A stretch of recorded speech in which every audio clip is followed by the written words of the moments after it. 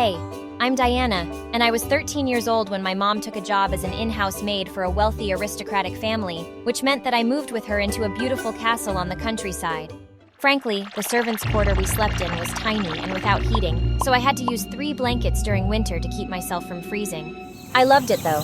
After school, I could explore the fields, take care of the animals, or just collect some apples.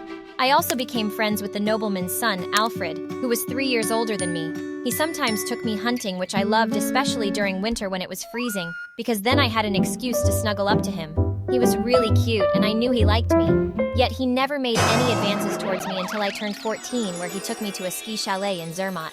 We had the whole place for ourselves, drank wine, danced, and finally did what teenagers do when they are left to their own without supervision.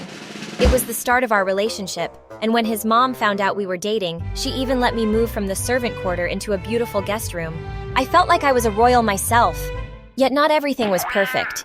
He was rich, handsome, and smart, which made me feel insecure. I hated that he spent more time with his dog Charlie than with me, and whenever I got close to Charlie, she'd bark at me. Sorry, it seems she doesn't like you at all. Of course I was jealous. So one day, while babysitting Alfred's little sister, I poked Charlie with a stick until she was about to attack me. Then I deliberately pressed my arm right into her mouth and let her bite me several times. Afterward, I ran to Alfred. "Oh my God! Your dog Charlie tried to attack your sister!" Charlie almost bit her neck, but I managed to slide my arm in between them and protect her. Alfred was incredibly grateful that I had saved his sister's life. He decided that keeping Charlie around was too dangerous, and chose to put her to sleep. Thank God it felt good to no longer have to compete for my boyfriend's attention with a dog. I really think we had the perfect relationship. We often talked about our future, and Alfred promised he'd build me and our kids a beautiful neoclassical mansion one day at the French Riviera as a holiday home. When I told him I wanted to get a university degree, he said, A degree for what? You can work in my family business. Come on, I thought we were going to travel the world together. Well, I couldn't say no to that.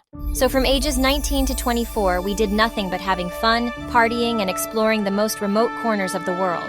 6 months surfing in Bali, 3 months camping in Yellowstone, an Arctic cruise to watch polar bears. We did all those things. But even traveling becomes boring after a while, and I started to feel that I wasn't making any progress in life.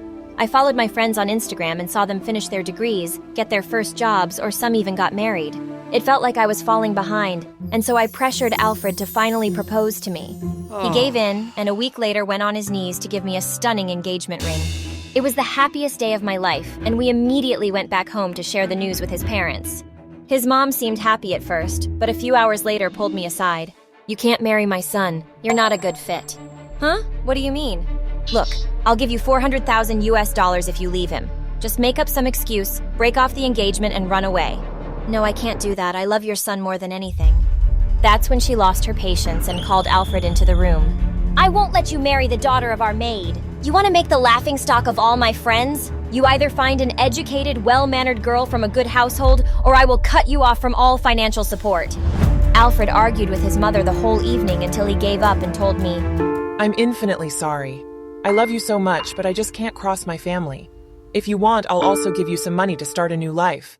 "I don't want your money. I want you. I love you."